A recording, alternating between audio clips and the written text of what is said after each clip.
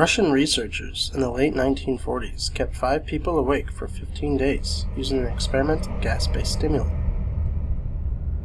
They were kept in a sealed environment to carefully monitor their oxygen intake so that the gas did not kill them, since it was toxic in high concentrations. This was before closed-circuit cameras, so they only had microphones and 5-inch thick glass porthole-sized windows in the chamber to monitor them. The chamber was stocked with books, cots to sleep on, but no bedding, running water and a toilet, and enough dried food to last all 5 of them for over a month. The test subjects were political prisoners deemed enemies of the state during World War II. Everything was fine for the first 5 days. The subjects hardly complained, having been promised falsely that they would be freed if they were submitted to the test and did not sleep for 30 days. The conversations and activities were monitored, and it was noted that they continued to talk about increasingly traumatic incidents in their past, and the general tone of their conversations took on a darker aspect after the 4-day mark. After 5 days, they started to complain about the circumstances and events that led them to where they were, and started to demonstrate severe paranoia. They stopped talking to each other and began alternatively whispering into the microphones and one-way mirrored portholes. Oddly, they all seemed to think that they could win the trust of the experimenters by turning over their comrades, the other subjects in captivity with them. At first, the researchers suspected that this was an effect of the gas itself. After 9 days, the first of them started screaming. He ran the length of the chamber repeatedly yelling at the top of his lungs for 3 hours straight. He continued attempting to scream, but was only able to produce occasional squeaks. The researchers postulated that he had physically torn his vocal cords. The most surprising thing about this behavior is how the other captives reacted to it, or rather, didn't react to it. They continued whispering to the microphones until the second of the captives started to scream. The 2 non-screaming captives took the books apart, smeared page after page with their own feces, and pasted them calmly over the glass portholes. The screaming promptly stopped. So did the whispering to the microphones. After 3 more days passed, the researchers checked the microphones hourly to make sure they were working, since they thought it was impossible that no sound could be coming with 5 people inside. The oxygen consumption in the chamber indicated that all 5 of them must still be alive. In fact, it was the amount of oxygen 5 people would consume at a very heavy level of strenuous exercise. On the morning of the 14th day, the researchers did something they said they would not do to get a reaction from the captives. They used the intercom inside the chamber, hoping to provoke any response from the captives they were afraid were either dead or vegetables. They announced, "We are opening the chamber to test the microphones. Step away from the door and lie flat on the floor, or you will be shot. Compliance will earn one of you your immediate freedom." To their surprise, they heard a single phrase in a calm voice respond, "We no longer want to be freed." Debate broke out among the researchers and the military forces funding the research. Unable to provoke any more response using the intercom, it was finally decided to open the chamber at midnight on the 15th day. The chamber was flushed with the stimulant gas and filled with fresh air, and immediately voices from the microphones began to object. 3 different voices began begging, as if pleading for the life of loved ones, to turn the gas back on.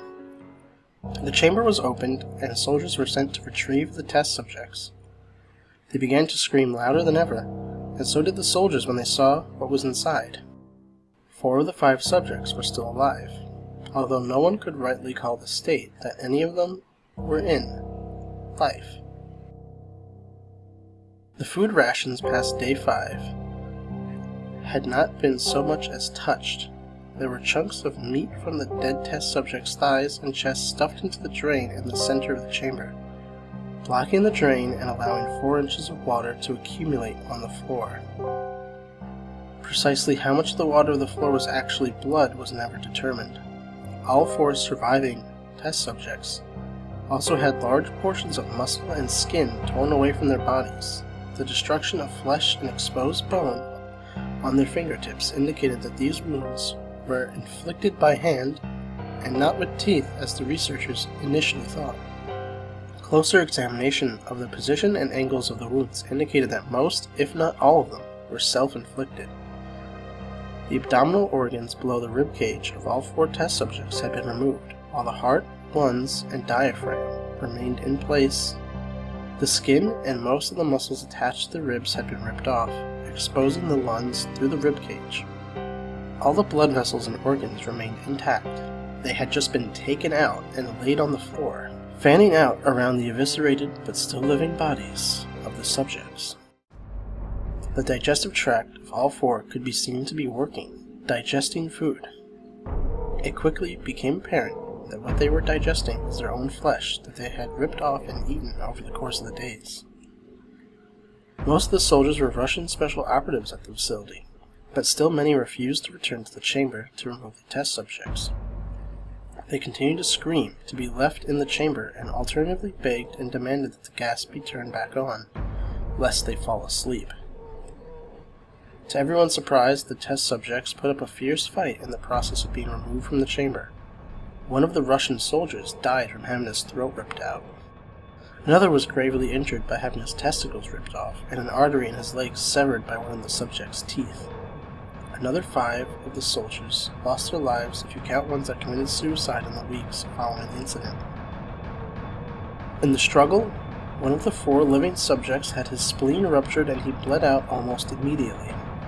The medical researchers attempted to sedate him, but this proved impossible. He was injected with more than 10 times the human dose of a morphine derivative and still fought like a cornered animal, breaking the ribs and arm of one doctor. His heart was seen to beat for a full 2 minutes after he had bled out to the point that there was more air in his vascular system than blood. Even after it stopped, he continued to scream and flail for over 3 minutes, struggling to attack anyone in reach and repeating the word "more" over and over, weaker and weaker, until he finally fell silent. The surviving 3 test subjects were heavily restrained and moved to a medical facility, the 2 with intact vocal cords continuously begging for the gas, demanding to be kept awake.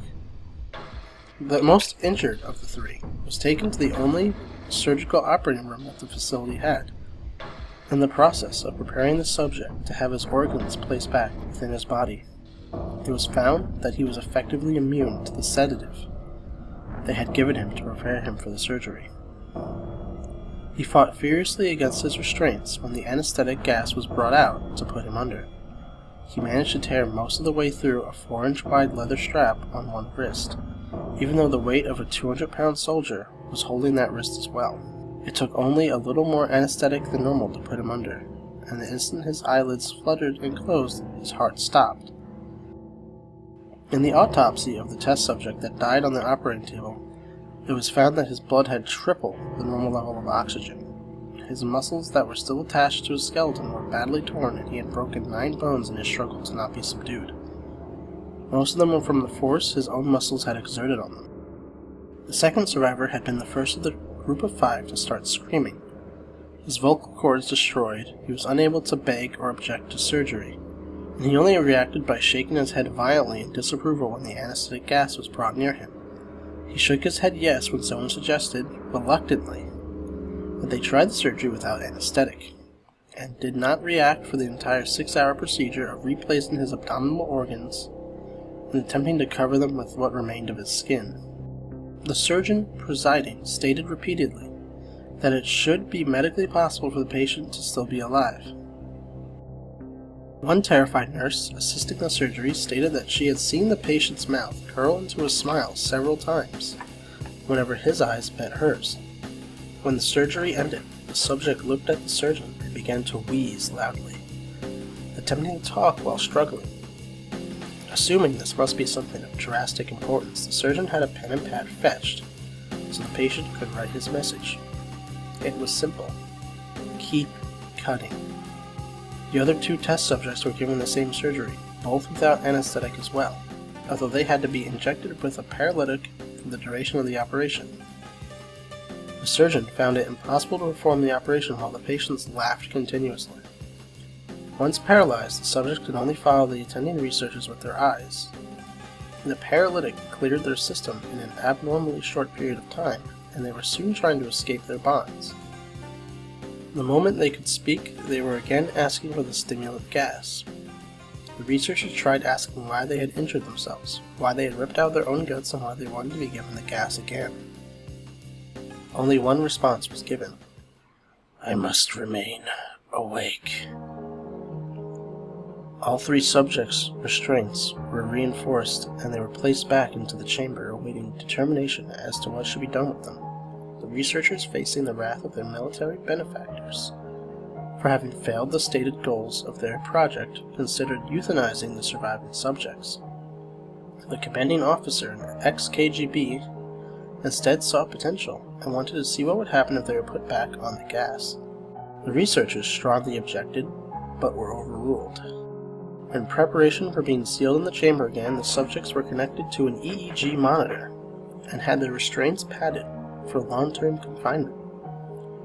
To everyone's surprise, all 3 stopped struggling the moment it was let slip that they were going back on the gas. It was obvious that at this point, all 3 were putting up a great struggle to stay awake. One of the subjects that could speak was humming loudly and continuously.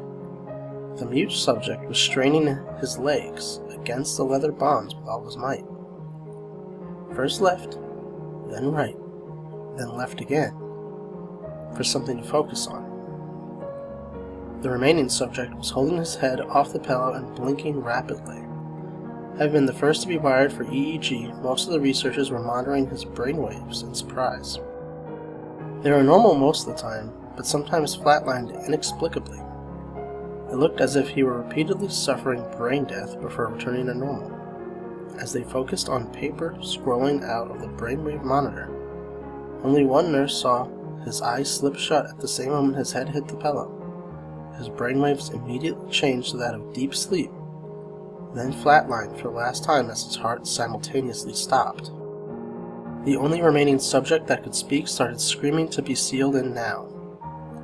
His brainwaves showed the same flatlines as one who had just died from falling asleep. The commander gave the order to seal the chamber with both subjects inside, as well as 3 researchers. One of the named 3 immediately drew his gun and shot the commander point blank between the eyes, then turned the gun on the mute subject and blew his brains out as well. He pointed his gun at the remaining subject. Still restrained to a bed, as the remaining members of the medical and research team fled the room. "I won't be locked in here with these things. Not with you," he screamed at the man strapped to the table. "What are you?" he demanded. "I must know." The subject smiled. "Have you forgotten so easily?" the subject asked. "We are you. We are the madness that lurks within you all, begging to be free at every moment in your deepest animal mind. We are what you hide from in your beds every night. We are what you sedate into silence and paralysis when you go to the nocturnal haven where we cannot tread." The researcher paused, then aimed at the subject's heart and fired. The EEG flatlined as the subject weakly choked out, "So, nearly free."